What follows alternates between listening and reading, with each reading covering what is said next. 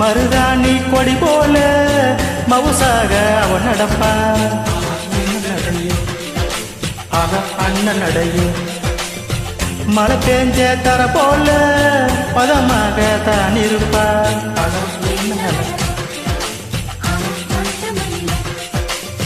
வலை வீசும் கண்ணழகு வளைந்தாடும் இடையழகு கருணாக குழலழகு கற்கண்டு குரலழகு மலையாள மலையில் மலர்ந்த மலர்காடு உள்ளழகு முக்குத்தி முத்தழகு முன்னாம்பிற பொட்டழகு